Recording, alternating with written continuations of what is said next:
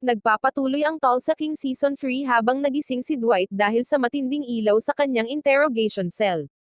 Isang espesyal na ahente na nagngangalang Muso ang nagsabing sinubukan niyang bumuo ng kaso laban kay Dwight at sa Inverness crime family sa pamamagitan ng kanyang impormanteng si Ripple na pinatay ni Dwight 25 taon na ang nakalilipas.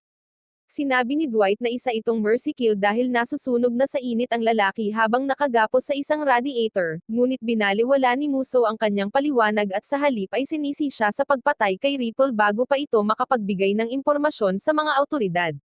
Bukod dito, sinabi ni Muso na alam niya ang lahat ng ilegal na negosyo ni Dwight sa Tulsa at pamilyar din siya sa lahat ng mga kasamahan nito. Dahil dito, nagbanta siya ng malawakang crackdown laban sa kanila maliban na lang kung magtrabaho si Dwight para sa kanya, nalabag man sa loob ay pumayag si Dwight. Ibinaba si Dwight sa harap ng kanyang bahay kung saan tinanong siya ng kanyang bodyguard na si Bigfoot tungkol sa kanyang pagkawala, ngunit iniwasan ni Dwight ang pagsagot.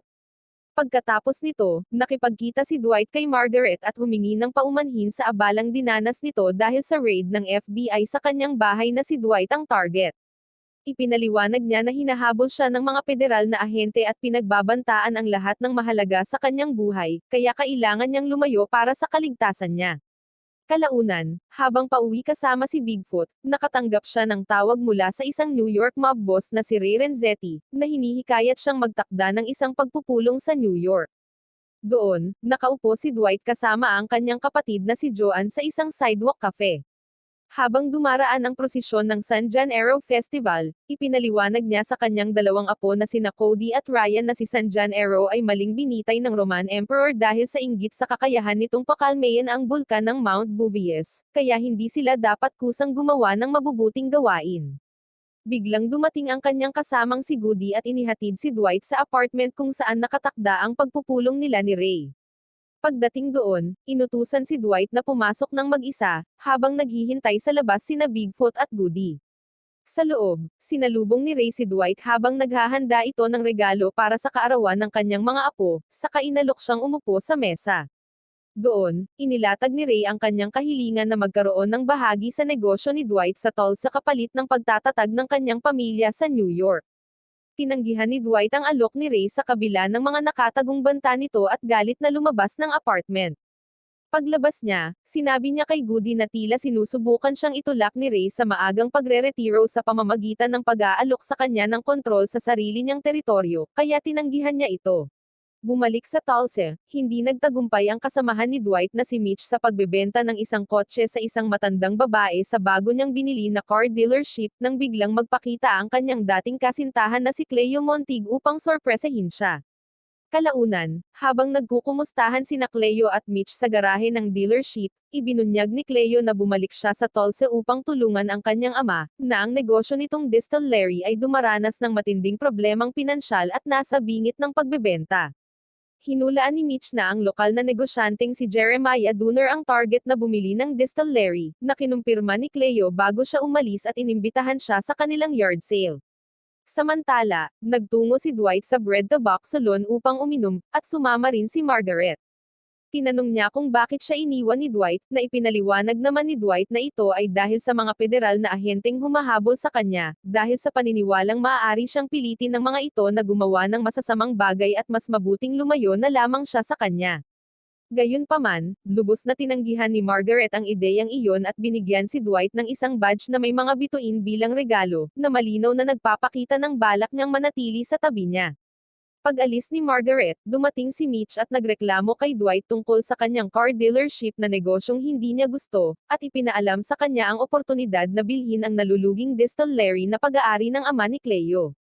Inalok niya si Dwight ng alak mula sa distillery, na labis na nagustuhan ni Dwight, kaya't pumasok siya sa laban upang bilhin ang negosyo, kahit na nangangahulugan ito ng panganib na magkaroon ng tunggalian kay Jeremiah Dooner, na matagal nang nag-aabang dito.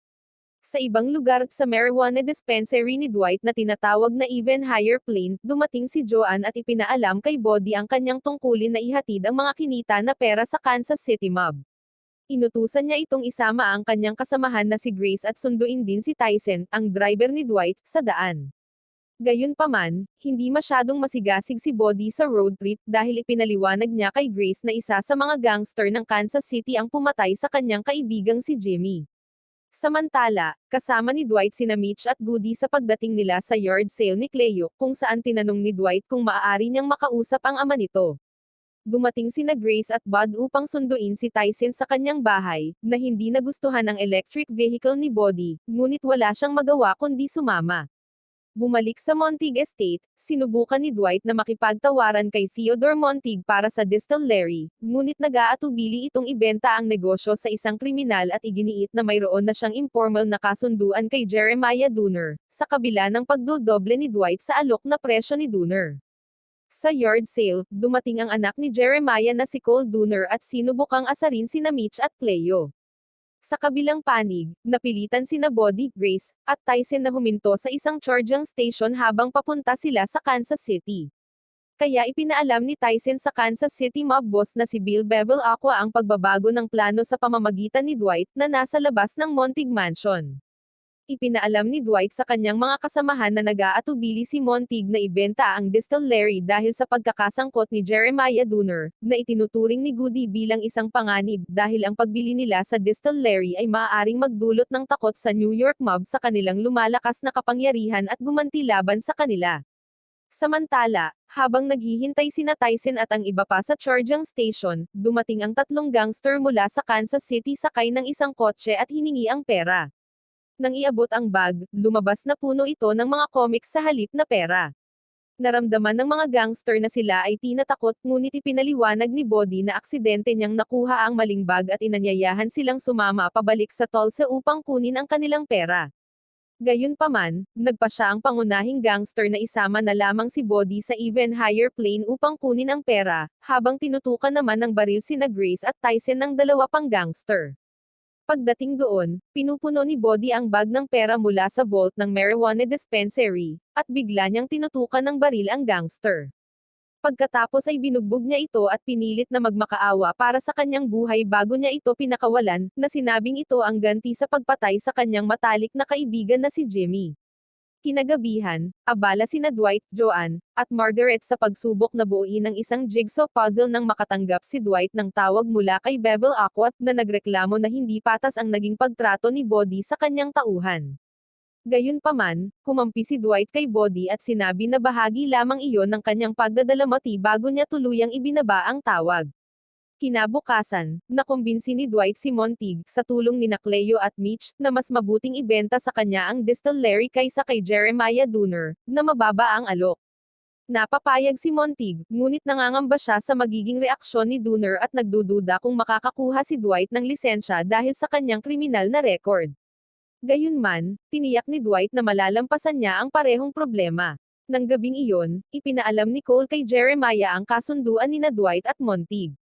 Samantala, nakatanggap si Dwight ng tawag mula kay Musso na nagbabala sa kanya na maging handa sa mga susunod pang utos sa mga darating na araw, at ipinaalam na alam niya ang tungkol sa kasunduan ni Dwight kay Montig.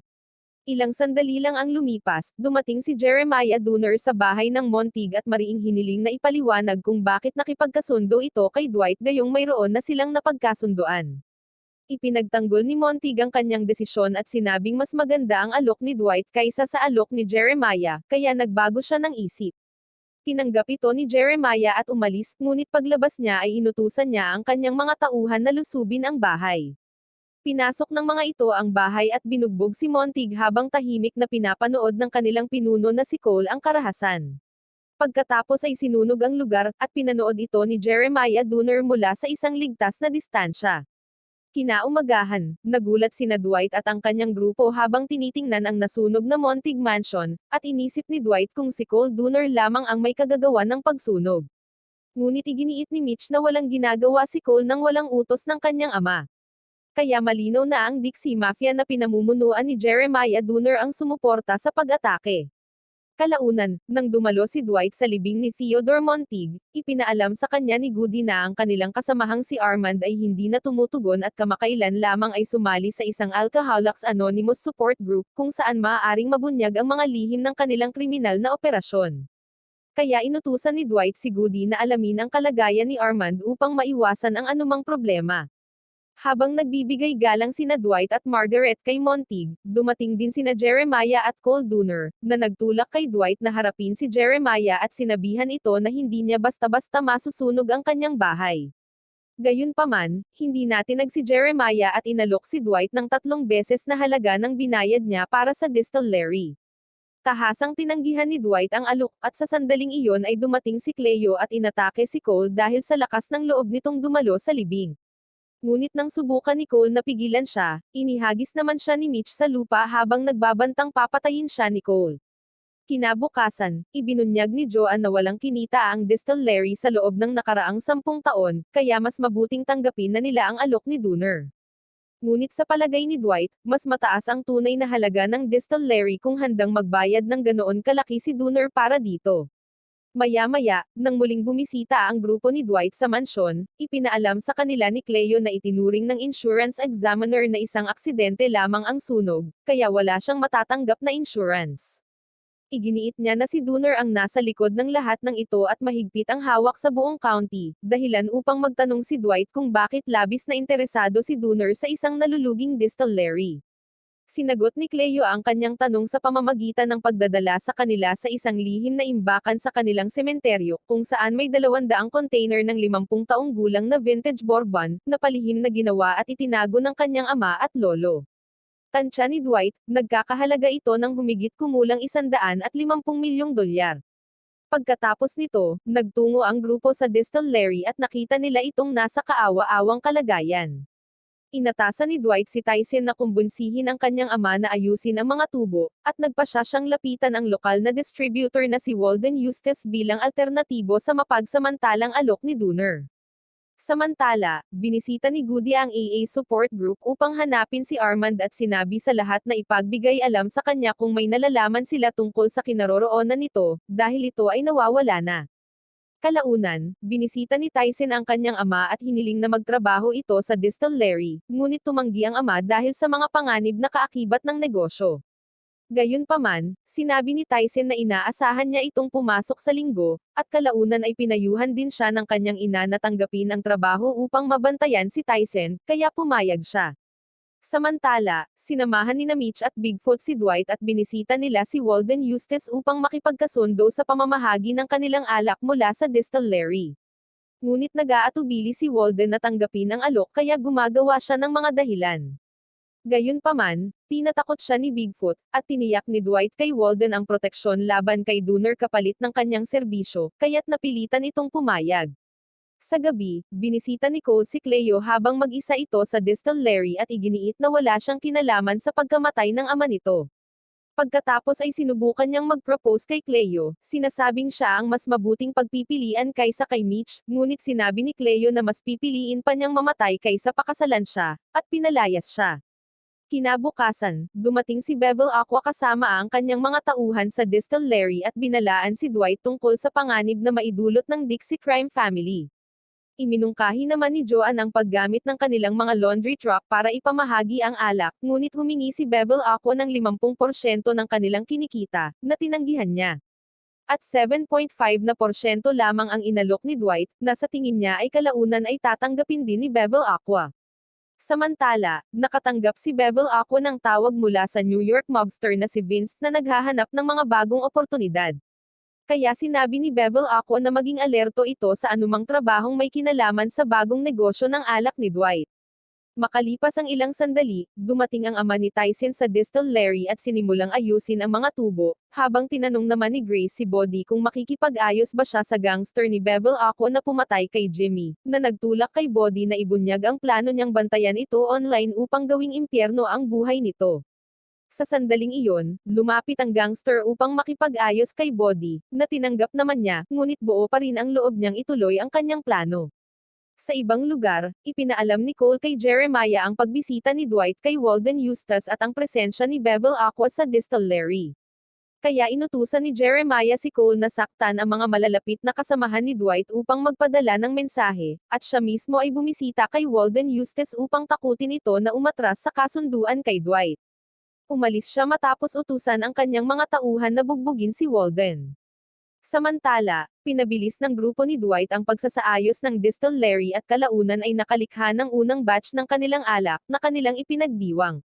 Maya-maya pa, ipinahayag ng ama ni Tyson ang kanyang mga pag-aalinlangan kay Tyson tungkol sa labis nitong pagkahumaling sa materyal na bagay, na makikita sa kanyang pananamit, salamin, at mga sasakyan. Kalaunan, inimbitahan ni Dwight si Cal Thrasher, na tumatakbo para sa pagka-governor, sa kanyang opisina at inalok ang kanyang suporta sa halalan kapalit ng mga pabor sa hinaharap. Tinanong ni Thrasher kung sinusubukan ni Dwight na kalabanin si Dooner sa pamamagitan ng pakikipagsosyo sa isang politiko, at tiniyak naman ni Dwight ito, kasabay ng ilang banta upang tiyakin ang katapatan ni Thrasher. Kinagabihan, habang nasa bahay ni Mitch si Cleo, narinig nila ang pagdating ng isang kotse malapit sa bahay. Nang lumabas si Mitch upang silipin gamit ang kanyang baril, siya ay inambush ng dalawang nakamaskarang lalaki.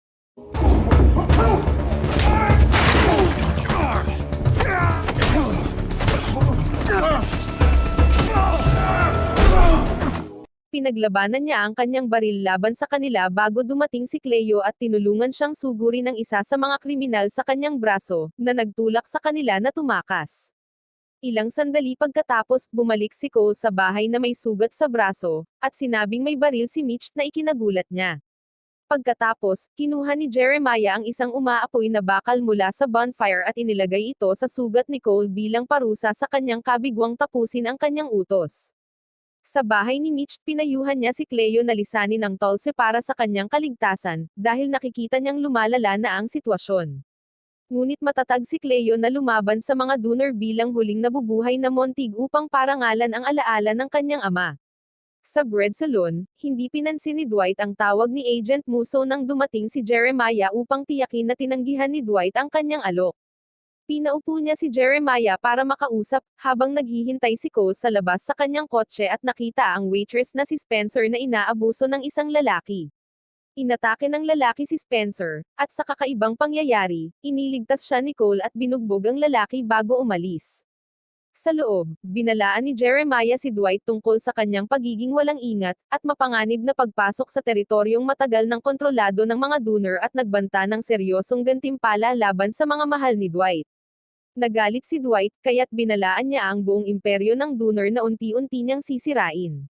Ngunit hindi natakot si Jeremiah sa mga banta ni Dwight at tinatawanan lamang ito bago umalis, sabay banta sa buhay mismo ni Dwight. Kinabukasan, dumating sina Dwight at Joanne sa distillery, kung saan inutusan ni Dwight ang kanyang grupo na manatiling alerto dahil aktibong nakabantay ang mga Dooner. Ipinabatid ni Mitch na si Cleo ay maaaring gamitin upang harapin ang mga realtor na gustong kontrolin ang sunog na pag-aari nito, habang nais ni Tyson na agad umatake sa Dixie Mafia. Ngunit iniisip ni Dwight na mas mainam munang sukatin ang lakas ng kalaban bago umatake. Sa sandaling iyon, tinawagan siya ni Agent Musso, na inutusan siyang pumunta sa 5220 Hoy Street at sundin ang kanyang mga instruksyon sa pagdating, kung hindi ay arestuhin niya ang buong grupo ni Dwight. Nagpunta sina Dwight at Bigfoot patungo sa lugar kung saan sumakay si Dwight sa isang kotse na naghihintay sa kanya, nang hindi sinasabi kay Bigfoot ang mga detalye. Biglang umaandar ang kotse dahil ito ay isang fully autonomous na self-driving car, at may AI voice na nagtanong kay Dwight tungkol sa kanyang piniling musika. Pinigilan din ito ang kanyang pagtatangkang lumabas sa kotse at dinala siya kay Agent Musso, kasama nito na nagmaneho patungong Texas upang harapin ang isang mapanganib na kriminal. Samantala, sa distillery, nagrereklamo si Tyson tungkol sa paggawa ng manual na trabaho gayong dapat silang nangongolekta ng impormasyon tungkol sa Dixie Mafia. Ngunit tinanggihan ni Goody ang ideya. Kaya, sinimulan ni Tyson ang kanyang misyon nang umalis si Goody, na nagtulak kina Body at Grace na sundan siya. Nagmamaneho si Musso sa kanyang kotse ng mabilis sa buong bansa habang tinatanong si Dwight tungkol sa kinaroroonan ni Arman, na hindi alam ni Dwight. Sinabi niya kay Dwight na ang kanyang misyon ay hulihin ang kriminal na si Dexter Dicken, na tinatawag ding watchmaker, na naglalagay ng bomba sa maliliit na aparato at pabago-bago sa pagpatay ng mga tao. Iniisip niya na perpekto si Dwight para sa trabaho dahil isa rin itong kriminal na makakatulong upang maiwasan ang hinala ng mga undercover agent. Tinanong din siya ni Musso tungkol kay Ray Renetti, at nagkunwari si Dwight na hindi niya ito kilala. Ngunit bigla silang hinarang ng pulis dahil sa sobrang bilis. Samantala, natagpuan ni Mitch si Cleo na umiinom sa Bread 2 Box Salon at pinayuhan siyang mag-ingat sakaling umatake muli ang mga Dooner, ngunit tila walang interes at pagod si Cleo. Gayunpaman, agad na gumagaan ang kanyang pakiramdam nang sorpresahin siya ni Mitch gamit ang isang vintage na sasakyan kung saan sila nagpunta sa kanilang unang date. Samantala, malapit nang makakuha ng speeding ticket si Musso mula sa pulis kahit ipinakita niya ang kanyang FBI badge ngunit nag-alok si Dwight na makipagnegosasyon sa pulis at nakaligtas sa ticket. Sa kabilang banda, naghintay sina Tyson Grace at Body sa labas ng gym ni Cole upang mangalap ng impormasyon, at sinimulang sundan ang kotse ni Cole gamit ang Cybertruck ni Tyson, na hindi gusto ni Body dahil nakakakuha ito ng labis na atensyon. Samantala, nakipagnegosasyon si Dwight sa pulis, sinasabing isa siyang FBI informant, at nakaiwas sa speeding ticket sa pamamagitan ng pangakong bibigyan ang pulis ng courtside tickets para sa kanya at sa kanyang mga anak sa basketball match ng kanilang paboritong koponan. Samantala, sinundan ni Tyson Grace at Body ang kotse ni Cole patungo sa isang bodega, na kanilang sinubukang pasukin, ngunit natuklasan nilang ito pala ay isang community center kung saan naglalaro ng bingo ang mga matatanda. Kaya bumili sila ng coins upang sumali sa ibang mga kalahok. Habang nasa daan, ibinunyag ni Cleo kay Mitch ang kanyang pagdududa tungkol kay Dwight. Ngunit pinaniwala siya ni Mitch sa katapatan ni Dwight habang nagpasya silang mag-long drive upang mag-relax. Kalaunan, dumating si Clara, ang asawa ni Armand, sa distillery habang tinatanong ni Joanne si Bigfoot tungkol sa kinaroroonan ni Dwight. Gusto niyang makausap si Dwight at malaman kung ano ang ginawa niya kay Armand, dahil nawawala ito habang papunta sa pagkikita sa kanyang mga anak. Binigyang diin ni Joanne na hindi alam ni Dwight ang tungkol sa insidente, dahil siya mismo ay naghahanap kay Armand. Samantala, pinag-uusapan ni Dwight at Musso ang kanilang paraan sa paghuli sa mga kriminal habang nagmamaneho. Sa community center, tinawag ni Grace si Goody, na sumali sa kanilang maliit na laro ng bingo. Habang pinagmamasdan ni Goody ang laro, ibinunyag niya na si Cole Dooner ay talagang nagpapatakbo ng scam sa pangalan ng community center at inayos ang laro upang mapalaki ang kanyang kinikita. Kaya't nagpasya silang pabagsakin ang kanyang operasyon. Sa Texas, dumating si Dwight sa tindahan ng watchmaker na may dahilan na ipaayos ang kanyang relo, ngunit ipinakita niya ang kanyang interes sa kriminal na negosyo ng watchmaker. Nag-alinlangan ang watchmaker, kaya ibinahagi ni Dwight ang kanyang pangalan at sinabi na alamin muna ito bago sila magnegosyo. Samantala, huminto si Cleo at Mitch sa isang gasolinahan upang mag-refuel, at pumunta si Cleo sa talk shop para kumuha ng merienda. Sa community center, naupo sina Goody at ang iba kasama ang mga pinalutang nananalo sa laro ng bingo, at nagawa ni Tyson na mandaya upang manalo. Ngunit hindi ibinigay ni Cole ang kanyang panalo hanggang sabihin ni Goody na masisira ang imahe ng negosyo nito kung hindi niya babayaran, kaya napilitan siyang magbayad. Sa gasolinahan, nagnakaw si Cleo, sinasabing makakatulong ito upang makalimot sa mga nangyari, at pinilit si Mitch na sumunod bago sila nagpatuloy sa long drive. Habang bumabalik, ibinunyag ni Musso na may personal siyang galit sa watchmaker at kailangan ni Dwight na pabagsakin ito.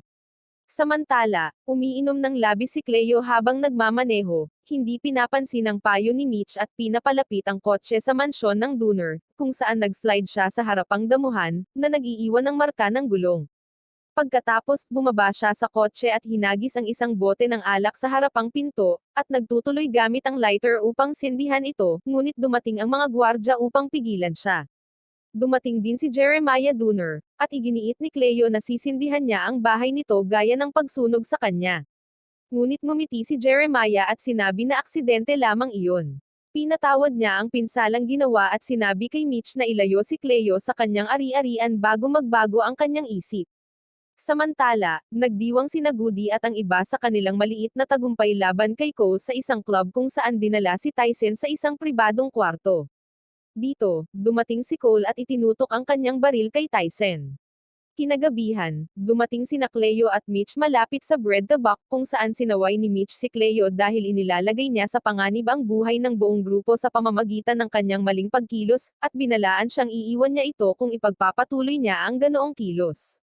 Nangako naman si Cleo na magpapakita siya ng maayos na asal. Pagkatapos, dinala ni Cole at ng kanyang mga tauhan si Tyson sa pantalan at binugbog siya upang pilitin siyang ibigay ang lokasyon ng 50 taong gulang na alak. Ngunit matatag si Tyson na hindi magsisisi kahit patayin siya. Gayunpaman, nilinlang siya ni Cole at dinala ang isang stripper, na pinagbantaan na papatayin, kaya pumayag si Tyson na ibigay ang lokasyon. Ilang sandali pagkatapos, pumasok si Cole sa underground storage kung saan nakalagay ang mga container ng vintage na alak at iniutos sa kanyang mga tauhan na magdala ng mga truck upang may transport agad. Nakalock si Tyson sa kanyang Cybertruck, at pinaputukan siya ng mga tauhan ni Cole upang takutin. Sa bahay, pinag-uusapan ni Dwight at Margaret ang posibilidad na manalo si Thresher sa halalan sa Oklahoma, na hindi naman pinaniniwalaan ni Margaret.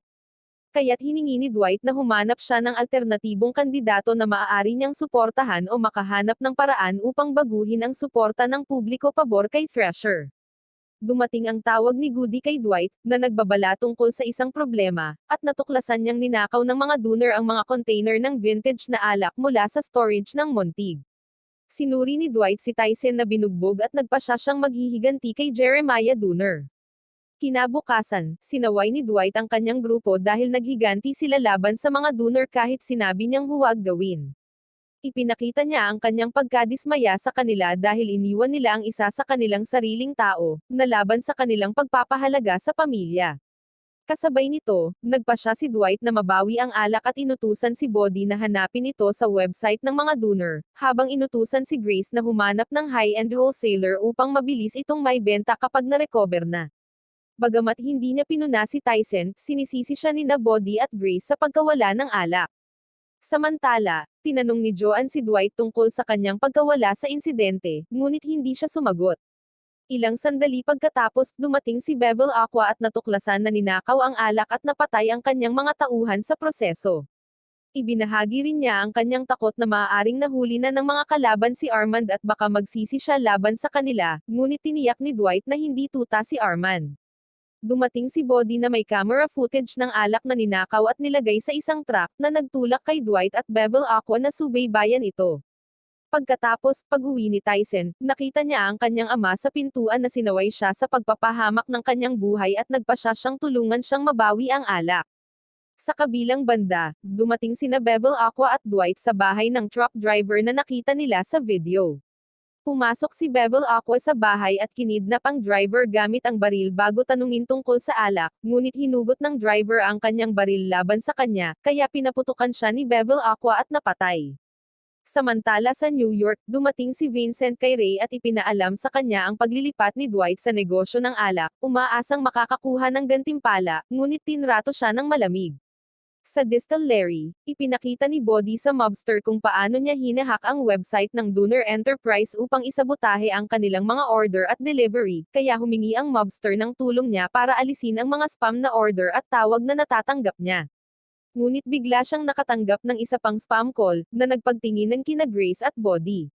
Nakipagkita si Margaret kay Thresher sa isang restaurant at sinabi sa kanya na hindi siya mananalo sa halalan para sa gubernatura dahil wala siyang suporta mula sa pangkaraniwang publiko. Sinubukan niyang kumbinsihin si Thresher na kunin siya para pagandahin ang kanyang pampublikong imahe, na inakala ni Thresher na magdudulot sa kanya ng utang kay Dwight, ngunit nagkunwari si Margaret na ginagawa niya ito upang mabawi ang bahagi ng kanyang ranch na pag-aari ni Thresher at hindi para kay Dwight. Kasabay nito, abala sina Bodhi at Grace sa pagdisenyo ng AI influencer upang e-promote ang kanilang alak. Sa bahay ng mga dooner, ipinaalam ni Cole kay Jeremiah na bumaba ang kanilang kinikita ng 14% dahil hinahak ng Manfredi crew ang kanilang cloud, ngunit sinisisi siya ni Jeremiah sa pagkuha ng incompetent na tech team. Sa kanyang pagtatanggol, binanggit ni Cole ang matagumpay niyang pagbawi sa Montig Vintage Liquor na sinasabing para lamang kay Jeremiah. Inanyayahan niya itong samahan siya para subukan ito, ngunit tumanggi si Jeremiah. Sa Bread Dog Buck, tinanong ni Cleo si Mitch tungkol sa status ng ninakaw na alak at natuklasan na hinahanap pa rin ito ni Dwight at ng kanyang grupo at makikipagbanggaan sa mga dooner upang mabawi. Iniisip niyang masyadong mapanganib, ngunit tiniyak ni Mitch na kailangan itong gawin. Samantala, nakatanggap si Dwight ng tawag mula kay Musso, na nagbabala sa kanya na huwag makisali sa Dixie Mafia dahil makakasagabal ito sa kanyang misyon sa Texas.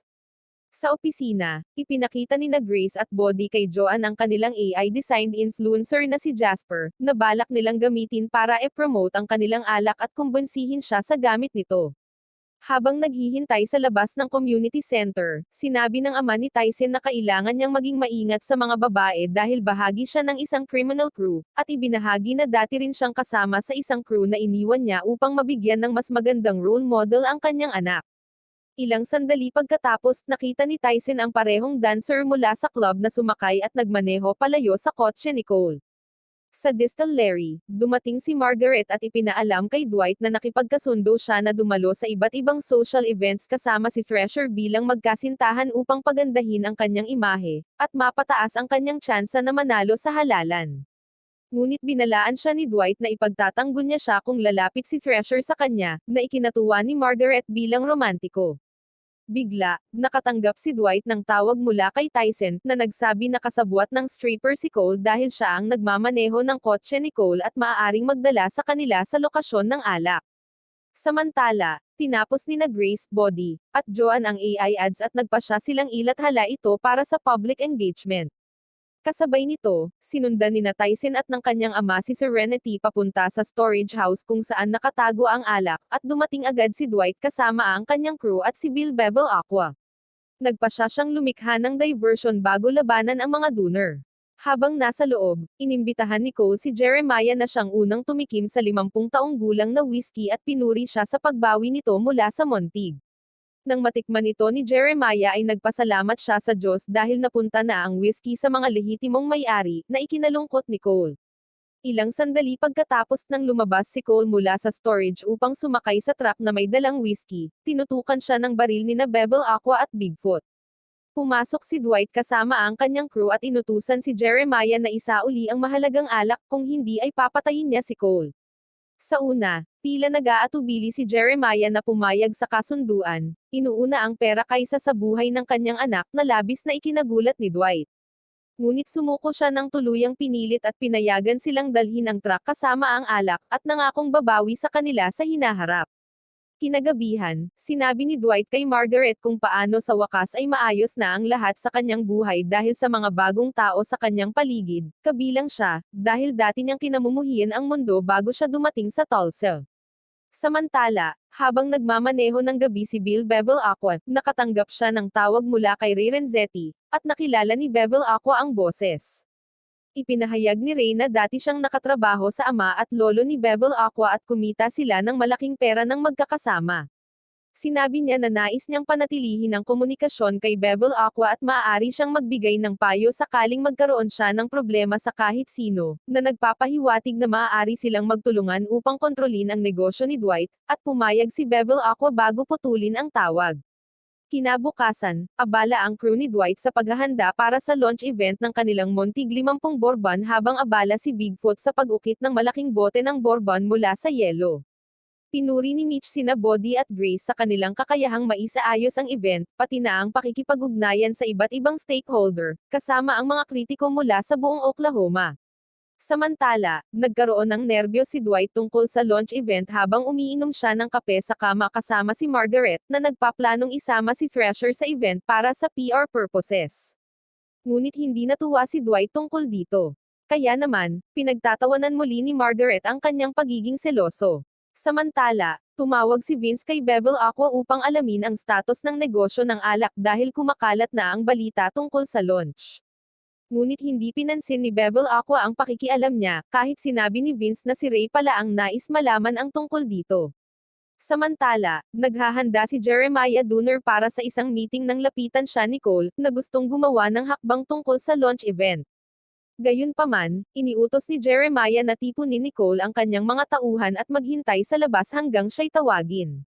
Sa kanyang meeting kasama ang State Attorney General na si A.G. Sackrider, iniutos ni Jeremiah na isara ang launch event ni Dwight, kung hindi ay papahirapan niya ang Attorney General na ang buong campaign ay pinondohan ni Jeremiah. Pagkatapos, sinundo ni Tyson si Dwight sa kanyang bahay papunta sa Bread Tabak.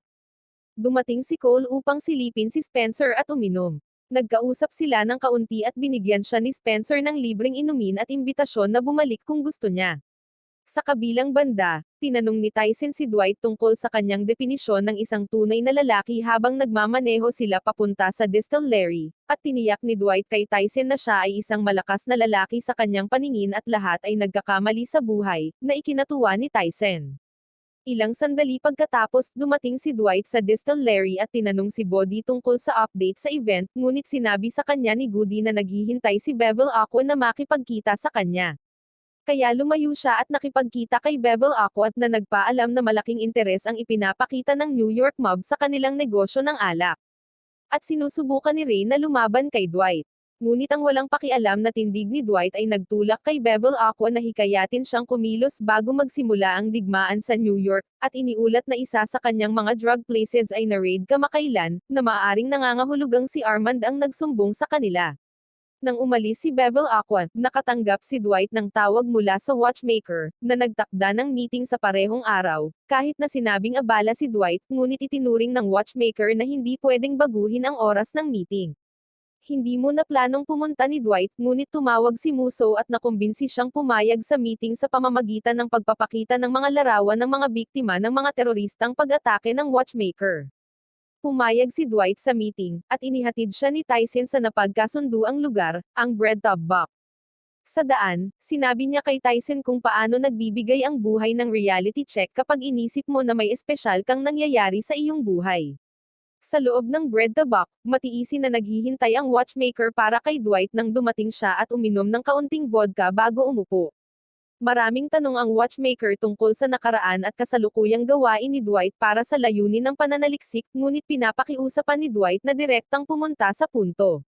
Sa huli, sinabi ng watchmaker na makakaya niyang gumawa ng mga pampasabog na may iba't ibang lakas gamit ang mga hindi matunton na materyales, at humihingi ng $250,000 agad at $250,000 pagkatapos ng trabaho para pasabugin ang mansyon ng Dooner. Dahil wala nang ibang pagpipilian, napilitan si Dwight na ibigay ang $250,000 mula sa safe ng salon, pagkatapos ay umalis ang watchmaker. Sa labas, dumating ang isang van at kumuha ng litrato ang isang tao sa loob habang sumasakay ang watchmaker sa kanyang sasakyan. Sa distillery, matagumpay na nagsimula ang launch event, ngunit pinagmamasdan ni Mitch nang may pag-aalinlangan ang mga tauhan ni Bevel Aqua. Tinanong niya si Bevel Aqua mismo kung may balak ba itong gumawa ng marahas na hakbang. Sinabi ni Bevel Aqua na gagawin niya ang kinakailangan para protektahan ang kanyang investment. Habang hindi pa dumarating si Dwight para formal na simulan ng event, dumating ang isang health inspector para sa isang biglaang HSSE inspection, na ikinagalit ni Joanne, ngunit nakumbinsi siya ni Body na sumunod dahil may kapangyarihan ang inspector na isara ang event. Pagkatapos, hiniling ng inspector na simulan sa barrel room habang inutusan ni Bevel Aqua si Goody na asikasuhin siya. Samantala, papunta sa distillery si Dwight kasama si Tyson habang naroon si Margaret sa event kasama si Thrasher. Ilang sandali, habang ginagawa ng inspector ang kanyang trabaho, nag-text si Goody kay Dwight tungkol sa inspection. Sa labas, iminungkahi ni Mitch na magsalita ng ilang salita si Cleo upang mailihis ang atensyon ng mga bisita. Sa loob, sinabi ng inspector na delikado ang barrel room para sa kalusugan, ngunit palihim na pumunta si Bigfoot sa likod ng mga container at itinulak ang mga ito, na natabunan ang inspector. Natauhan si Mitch at natuwa na walang nakakita, habang tinipon ni Jeremiah ang kanyang mga tauhan para salakayin ang event dahil mukhang nabigo ang inspector na isara ito. Biglang dumating si Dwight at Tyson sa event, at umalis si Thrasher upang hindi siya paghinalaan na kasama niya ang mga ito. Ilang sandali pagkatapos, sinalakay ni Jeremiah at ng kanyang mga tauhan ang event kasama ang Attorney General at pulis. Umakyat siya sa entablado at sinabi na siya ang nagdisenyo ng formula ng Bourbon para sa ama ni Cleo, kaya pag-aari niya ito.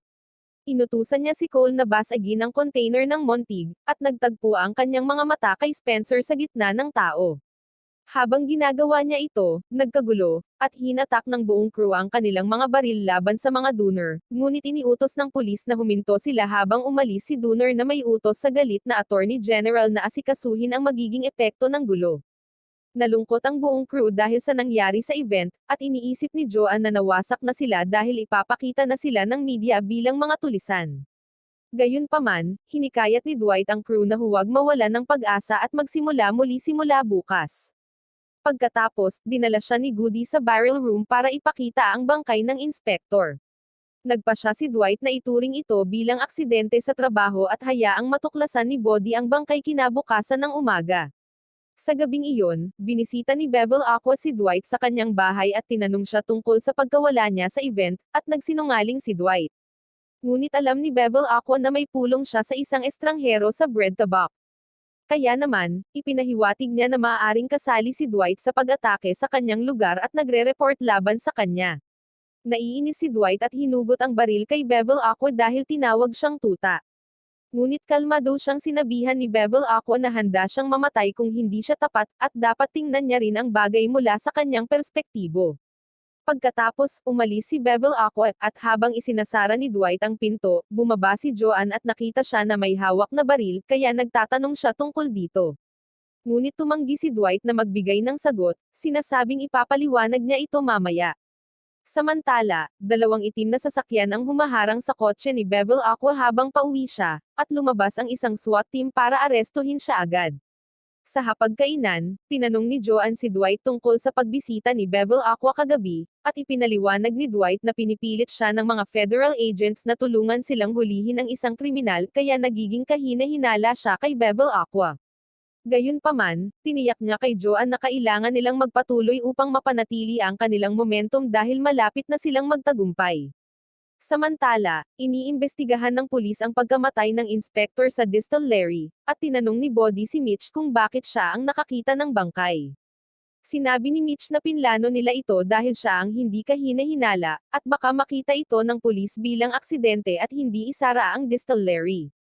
Gayunpaman, isinelyo pa rin nila ang distillery hanggang malaman ang sanhi ng aksidente, at dumaan si Cole upang tiyakin na maayos ang takbo ng mga bagay. Sa hapon, tinipon ni Dwight ang crew sa bread tabak, sinasabing gagamitin niya ang kanyang koneksyon para ilegal na ibenta ang kanilang bourbon sa mga espesyal na kliyente upang mapanatiling tumatakbo ang negosyo hanggang sa muling buksan ito.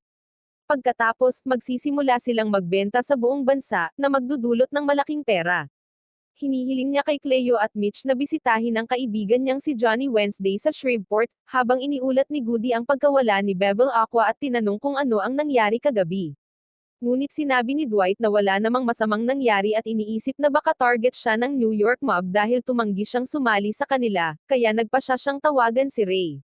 Pagkatapos, tinawagan ni Dwight si Ray at ginamit nila ang kanilang code language upang mag-ayos ng isang pagpupulong sa Hot Springs sa Arkansas, at inutusan ni Dwight sina Tyson at Bigfoot na maghanda para sa paglalakbay. Samantala, sina Bodhi, Mitch, Cleo at Grace ay kumuha ng ilang sasakyan na may dealer plates, at pumasok sila sa nakasarado na distillery, pinabagsak ang mga gwardya at nilagyan ang mga sasakyan ng mga bote ng alak na kanilang inilabas para ibenta. Samantala, sa mansyon ng Dooner, masayang iniulat ng Attorney General kay Jeremiah na nagawa nilang isarado ang distillery at naglagay din ng tracker sa sasakyan ni Dwight. Ngunit hindi natuwa si Jeremiah at pinagalitan ang Attorney General, inutusan siyang sirain si Dwight sa pamamagitan ng permanenteng pagsara sa distillery. Pinagtawanan din ni Jeremiah si Cole dahil sa pagsuot ng camouflage shirt na hindi niya karapat-dapat suotin sa opisina, hindi tulad ng kanyang nakatatandang kapatid na naglingkod ng may karangalan sa Kandahar.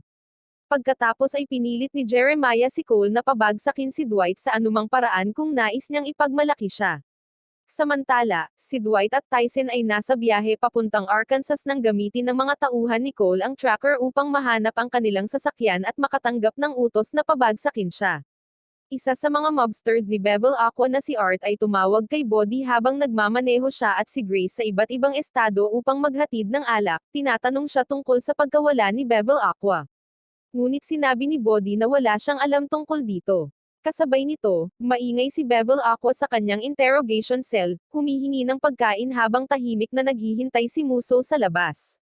Samantala, nagdududa si Cleo sa kanilang tagumpay habang naglalakbay sila papuntang Shreveport.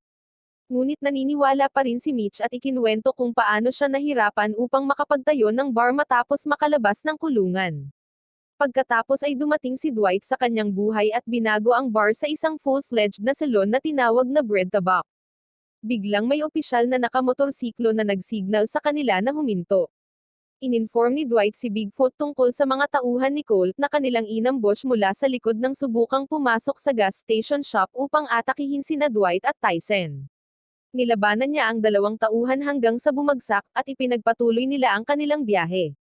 Habang si Cole ay nagmamasid sa isa pang malapit na gasolinahan, iniutos ng opisyal kay Cleo at Mitch na iwan ang kanilang sasakyan at ibinigay ang pagbati mula kay Cole.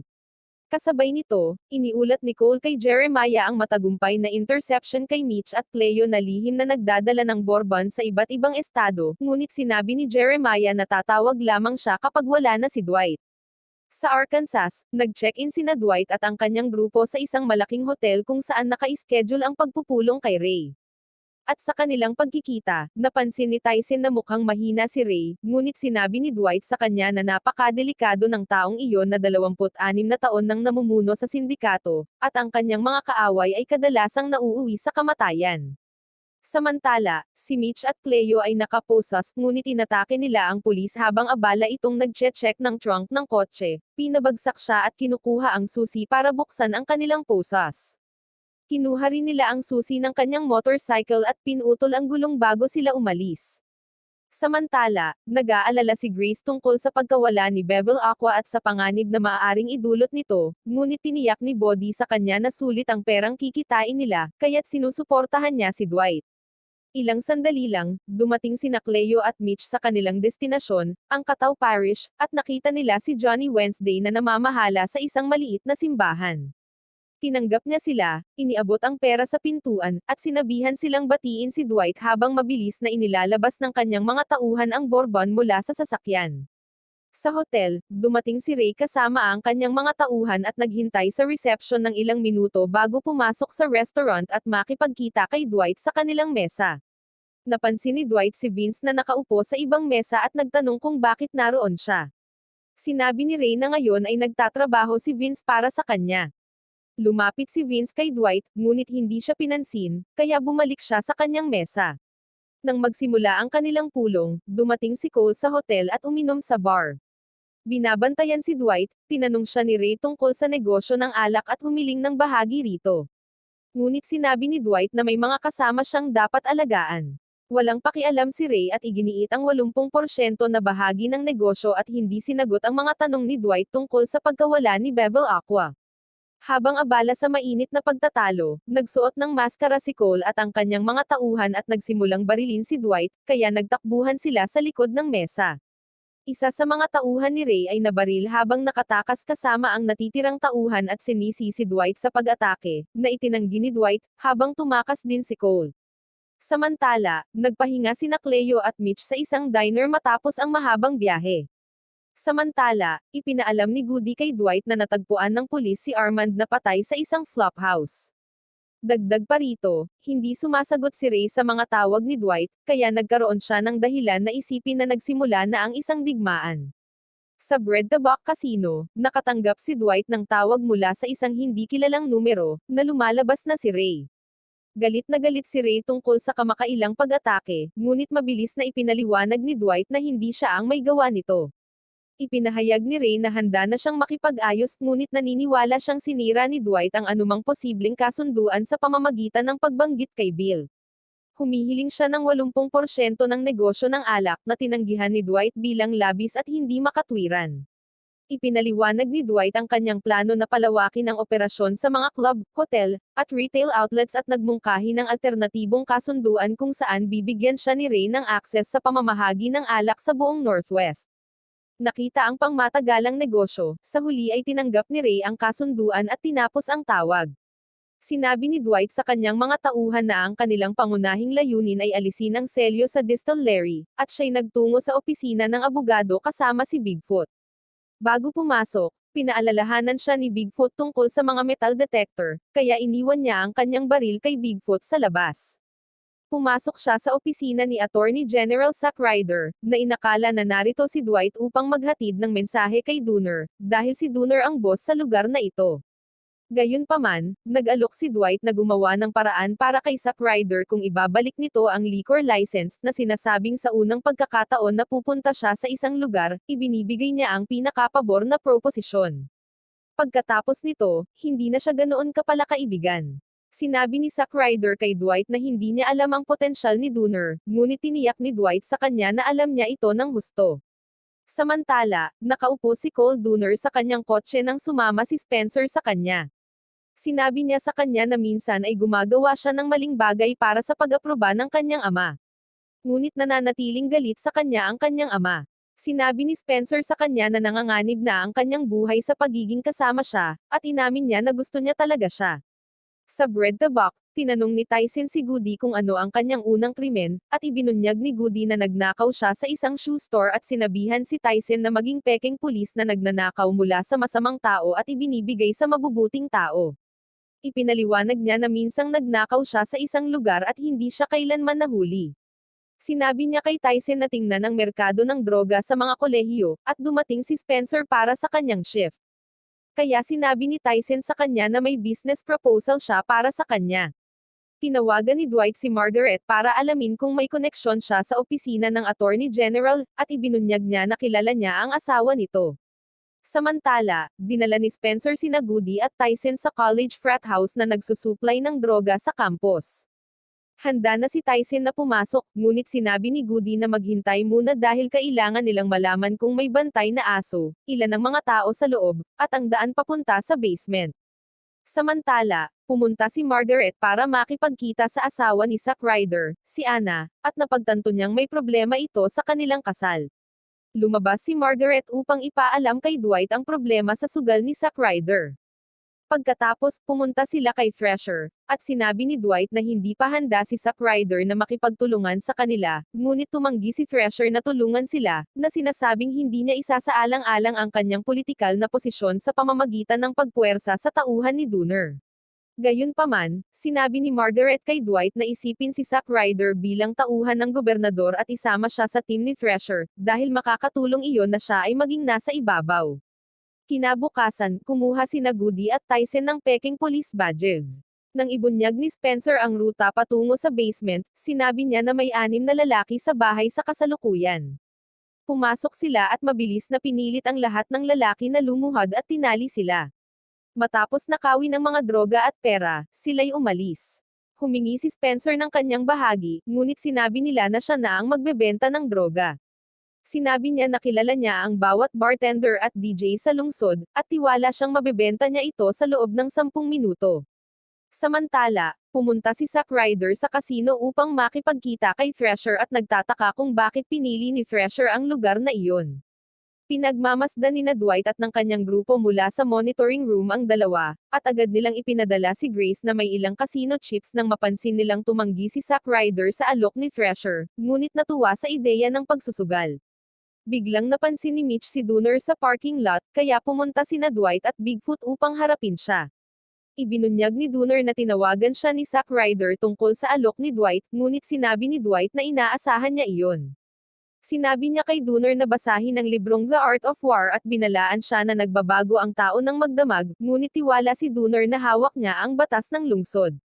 Binalaan niya si Dwight na papatayin siya kung susubukan nitong guluhin ang kanyang mga tauhan bago umalis. Samantala, masigasig na nagsusugal si Zack Ryder at nanalo, ngunit ipinadala ni Dwight si Grace upang palitan ang dice na lihim niyang ginawa. Nagsimulang matalo si Zack Ryder at naiinis, ngunit tumulong si Grace at nagbigay ng dagdag na casino chips, kaya natuwa siya. Gayunpaman, napagtanto ni Thresher na maaaring siya ang sisihin ni Zack Ryder sa pagkatalo at pumunta kay Dwight at Margaret, na agad na napagtanto na niloko siya ng dalawa dahil alam nila ang kanyang adiksyon sa pagsusugal. Sa kabilang banda, tinanong ni Jeremiah si Cole kung bakit siya palaging nabibigo, na nakakahiya sa kanya at nakakasira sa reputasyon ng pamilya.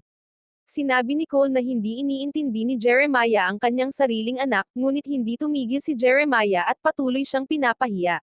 Sa Bread to Buck, labis na nalungkot si Zack Ryder dahil nawalan siya ng malaking halaga ng pera at ngayon may utang sa kasino. Sinabi ni Dwight na siya ang may-ari, at nag-alala si Zack Ryder na wala siyang sapat na pera upang bayaran ang utang. Sinabi ni Dwight na handa siyang tanggalin ang utang, at tiniyak na susuportahan niya si Zack Ryder kung sasang-ayon itong sumama sa kanya. Wala nang pagpipilian si Zack Ryder dahil sa kanyang desperado na sitwasyon. Ipinadala ni Dwight kay Jeremiah Dooner ang librong The Art of War na may nakasulat na "You Lost." Dumiretso siya sa opisina ng Attorney General at galit na tinanong si Zack Ryder kung naibalik ba niya ang lisensya ni Dwight. Sinabi ni Zack Ryder na malinaw ang distillery, kaya wala siyang dahilan para panatilihing sarado ito, na nagtulak kay Jeremiah na tanungin kung magkano ang binabayad ni Dwight sa kanya. Sinabi ni Zack Ryder na wala siyang natanggap at naglilingkod lamang sa mga tao ng Oklahoma, pero sinabi ni Jeremiah na si Zack Ryder ay naglilingkod sa kanya. Ngunit hindi natakot si Zack Ryder dahil sinabi niya na ngayon ay may mas malalakas na tagapagtanggol siya. Dahil dito, nawalan ng kontrol si Jeremiah at sinimulang saktan si Zack Ryder habang desperado na tumatawag para sa seguridad. Dinala si Jeremiah at itinapon sa bilangguan pero naniniwala siya na ang mga kabiguan ay kailangan para mas makita ang tamang daan. Ngayon, nakuha muli ni Dwight ang lisensya at pumasok sa distillery habang pinalaya si Dooner mula sa bilangguan at dinala siya ni Cole. Pagdating nila sa bahay, nakita nila ang watchmaker na si Dexter Deacon na nakatayo sa harap mismo ng pintuan. Kaya't itinutok ng mga bodyguard ni Jeremiah ang baril kay Dexter at inamin nito na ipinadala siya rito upang patayin si Jeremiah. Dinala siya ni Jeremiah sa kanyang opisina kung saan ibinunyag ni Dexter na hindi niya itinuturing na mapagkakatiwalaan si Dwight at naiinis siya sa katotohanan na tuwirang kinamumuhian siya ni Dwight. Sinabi ni Dexter na papatayin niya si Dwight pero gusto niyang si Jeremiah ang humarap sa mga taong konektado kay Dwight. Sinabi ni Jeremiah kay Cole na umalis, at pagkatapos ay sinabi niya kay Dexter na dumating siya sa tamang oras. Samantala, sa fundraising event para kay Thresher sa Delmar Grand Hotel, si Margaret ang humahawak sa lahat ng paghahanda, at tumanggap ng tawag mula kay Dwight kung saan sinabi niya na kung maayos ang lahat ngayong gabi, makakamit nila ang suporta ng magiging gobernador sa kanilang panig. Dumating si Dexter sa lugar at lihim na naglagay ng mga pampasabog sa open bar bago mabilis na umalis. Samantala, tinanong ni Joanne si Dwight kung pupunta siya sa fundraising event ngunit sinabi ni Dwight na hindi siya iniimbitahan. Bigla, tumawag si Dexter na malapit na siyang imbitahan sa isang gasolinahan, ngunit agad siyang pinutol ni Dwight at sinabi na siya ang magpapasya ng oras at lokasyon. Ipinadala ni Dwight ang address kay Dexter at sinabi kay Mitch na tawagan si Bigfoot dahil kakailanganin nila ng backup. Ipinagbigay alam ni Dwight kay Musso na tumawag si Dexter, pero sinabi ni Musso na kailangan niyang maghanda ng team, ngunit sinabi ni Dwight na wala silang oras para dyan. Samantala, nagpa siya sina Spencer at Tyson na magdaos ng party at pumunta kay Bodhi upang makahanap ng venue. Ipinaliwanag ni Tyson na hindi nila ito magagawa sa bread the buck at sapat na ang kanilang droga upang kumita ng malaking halaga, ngunit tinanong ni Bodhi kung alam ni Dwight ito, na hindi niya alam.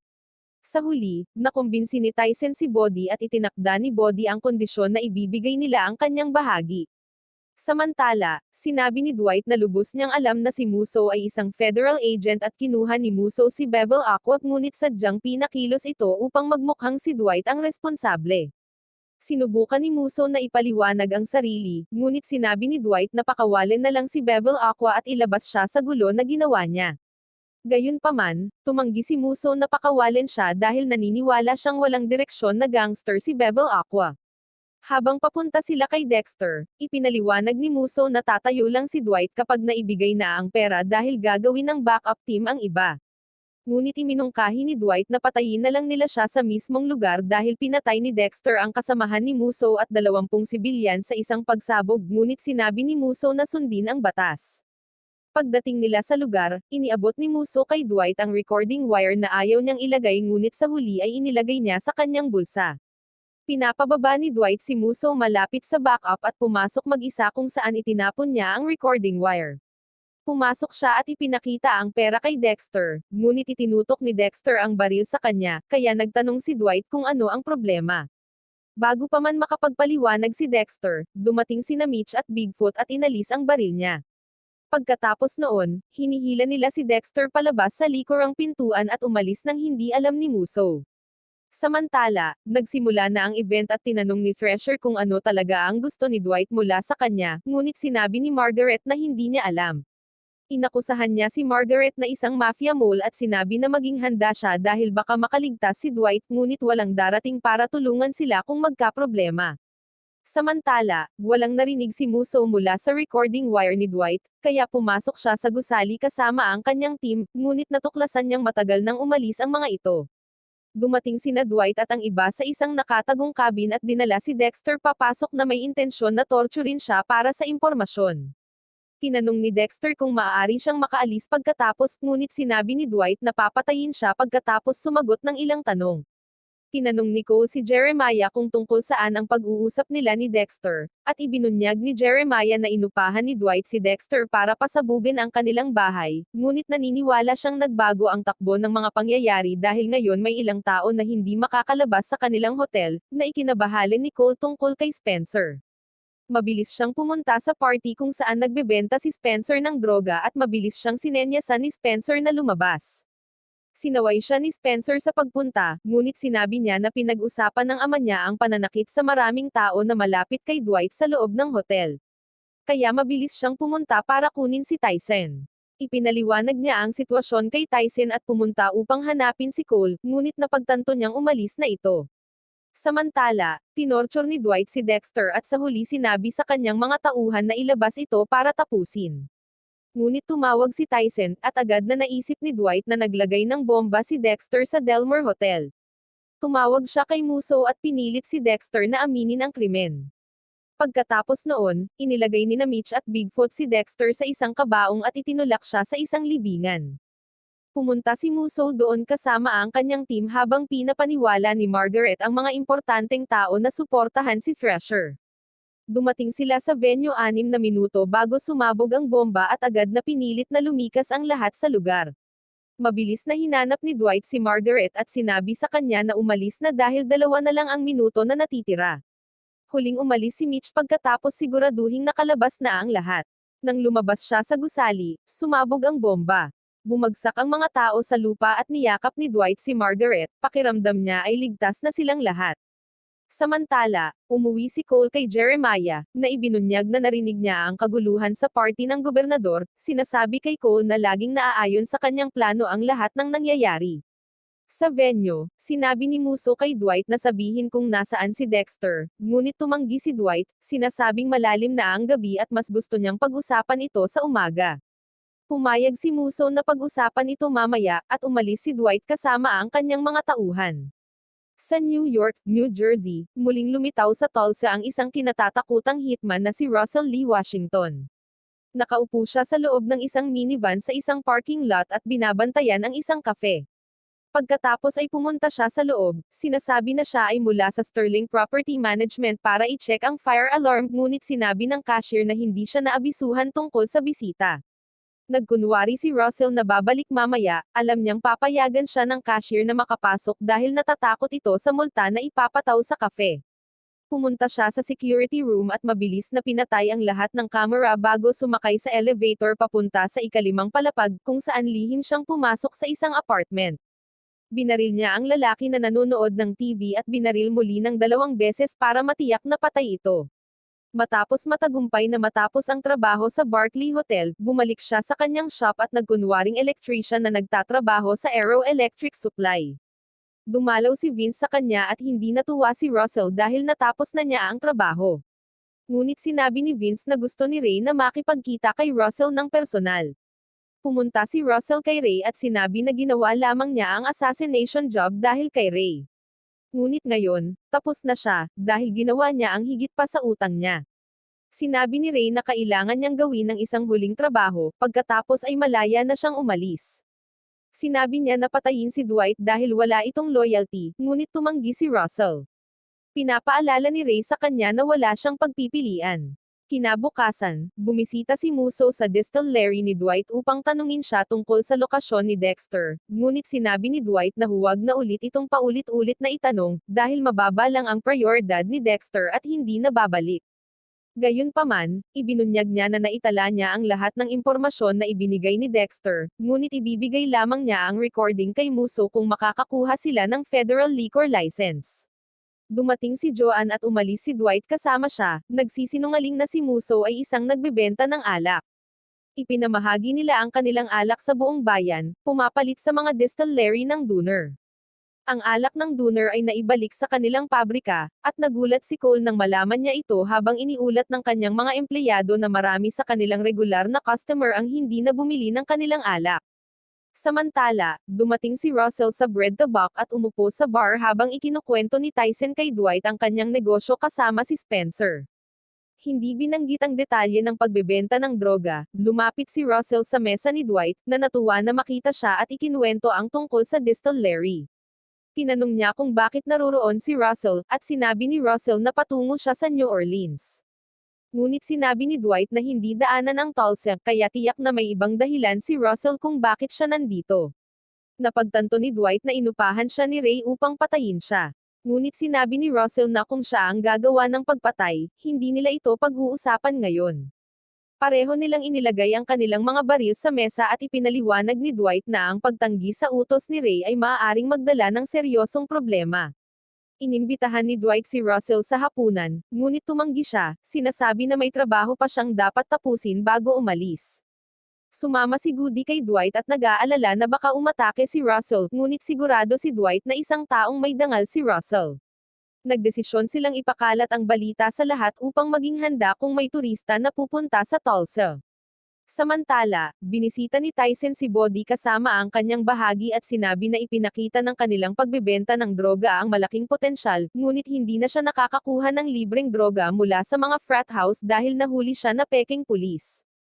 Humingi siya kay Body ng supplier, at nagatubiling pumayag si Body na kunin ang mga droga para kay Tyson. Sa kabilang banda, tumanggap si Russell ng tawag mula kay Ray, na nagpapaalala kung gaano kahalaga ang trabaho, ngunit sinabi ni Russell na hindi niya ito gagawin, kaya nagalit si Ray at nagbanta na papatayin siya at itapon ang katawan sa kalye. Sa Montig Distillery, abala si Joanne sa trabaho nang dumating si Grace at sinabi na gusto niyang matuto mula sa kanya. Kaya tinanggap siya ni Joanne. Samantala, pumunta si Cole sa opisina ni Jeremiah at sinabi na nawalan sila ng 6 na distributor dahil pumirma ang Montig ng kasunduan para sa isang pambansang paglulunsad. Nagalit si Jeremiah at umuwi kung saan sinira niya ang mga gamit-gamit ang palakol bago umiyak na ikinagulat din ni Cole. Pagdating ng gabi, sinabi ni Mitch kay Dwight na may isa pang turista mula sa New York na nakarating sa Tulsa at ibinunyag ang lokasyon ng inn kung saan siya nananatili. Pagkatapos nito, dumating si Margaret sa Bread the Buck upang sabihin kay Dwight na hindi siya makakasama sa hapunan ngayong gabi dahil may pagpupulong si Thresher kasama ang Fraternal Order of Police. Pinagtatawanan siya ni Dwight, sinasabi na kampante siya dahil napakaraming pulis ang magpoprotekta sa kanyang kasintahan. Pauwi si Dwight at nagsimulang magtrabaho sa isang puzzle nang dumating si Russell sa kanyang bahay na may silenced na baril. Kumatok si Russell sa bell at lumapit si Dwight na may hawak na baril, ngunit huminahon nang makita na si Russell iyon. Sa loob, pinupuri siya ni Dwight, sinasabi na dumating siya para kunin ang buhay ni Dwight sa pangalawang beses sa loob ng isang araw, ngunit gumawa siya ng matapang na desisyon na huwag gawin ito. Sinabi ni Dwight na huwag seryosohin si Ray at umuwi na lamang sa kanyang pamilya. Ipinahayag din ni Dwight na nagpadala si Ray ng isa pang hitman mula New York para targetin silang dalawa, at nagtungo sila sa lokasyon na sinabi ni Mitch. Samantala, sa isa pang rave party na inorganisa ni Tyson, napansin ng isang lalaki si Spencer na namimigay ng droga at nagpadala ng security. Sinabi ng security na hindi sila pwedeng magbenta ng droga doon at dapat umalis. Ngunit nagkunwari sina Spencer at Tyson na wala silang ginawang mali. Sinubukang paalisin sila ng gwardya, kaya inalok siya ni Spencer ng bahagi, ngunit pinalayas sila nito. Samantala, dumating sina Dwight at Russell sa inn at napagtanto ni Russell na wala pang karanasan si Dwight sa assassination, dahil hindi siya nag-aalala na mapasok sa direktang linya ng atake o kahina-hinala sa mga pulis. Ipinaliwanag ni Russell na tumitimbang ng husto ang patay, kaya imposible ang mga eksena sa pelikula kung saan hinihila ang dalawang bangkay. Pinag-usapan nila ang posibleng kwarto ng assassin, at sinabi ni Russell na pipiliin niya sana ang room 2011, na malapit sa hagdan, para makapunta sa kotse ng mas mabilis. Ngunit sinabi ni Dwight na sa tingin niya ang hitman ay nasa room 209. Biglang lumabas ang hitman mula sa room 209, pinatunayan na tama si Dwight. Ngunit bago sila makapagdiwang, lumabas ang isa pang lalaki mula sa room 211. Akala nila na nagpadala si Ray ng dalawang hitman dahil nanatili si Russell sa room 210 at napalibutan siya. Pagbalik ng dalawa sa kanilang mga kwarto, pumasok sina Dwight at Russell at binaril sila hanggang mamatay. Samantala, bumisita si Cleo kay Mitch matapos niyang malaman ang tungkol sa bomba sa Delmer at niyakap nila ang isa't isa sa distillery. Nagising si Joanne nang may marinig siyang tunog at kinidnap ng isa sa mga tauhan ni Dooner. Hating gabi, dinala siya ng mga tauhan ni Dooner sa kanyang mansyon bilang hostage kung saan sinalubong siya ni Jeremiah habang sinisisi si Dwight sa nangyari. Kinabukasan, ipinaalam ni Margaret kay Dwight ang kasikatan ni Thresher sa mga boto at ang alok niya ng advisory position para sa kanyang administrasyon. Kaya't hiningi ni Dwight na tanggihan niya ang alok. Gayunpaman, iginiit ni Margaret ang kahalagahan ng pagkakaroon ng kakilala sa gobyerno bago siya umalis para sa trabaho. Hinahanap ni Dwight si Joanne sa bahay ngunit hindi niya siya makita, at sinusuri rin ng kanyang grupo ang distillery ngunit wala rin siyang makita doon. Ipinaalam ni Mitch na natagpuan nila ang mga pinto ng distillery na nakabukas at ang mga kamera ay nakadisable habang nagmamadaling patungo si Dwight sa distillery. Sandali lang, tumawag si Jeremiah kay Dwight sa isang pribadong linya, tinatanong siya kung alin ang pipiliin niya, ang kanyang kapatid na babae o ang distillery, at nagpalitan sila ng banta sa buhay bago putulin ang tawag. Sa huli, dumating si Dwight sa bread tabak at binigyan ng tagubilin ang kanyang mga tauhan tungkol sa digmaan na kanilang haharapin laban kay Dooner, habang binibigyan si Mitch ng listahan ng mga armas na kailangang makuha para sa kaganapan.